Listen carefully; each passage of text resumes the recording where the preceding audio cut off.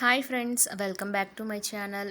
మంజుల పరిటాల గారు ఎన్నో సీరియల్స్లో నటించి మనందరికీ ఎంతగానో దగ్గరయ్యారు. కార్తీక దీపం ఫేమ్ నిరుపం పరిటాల గారి భార్య ఈ మంజుల పరిటాల గారు. అయితే మంజుల పరిటాల గారు రీసెంట్గా ఒక ట్రెడిషనల్ ఫోటోషూట్ని చేసుకున్నారు.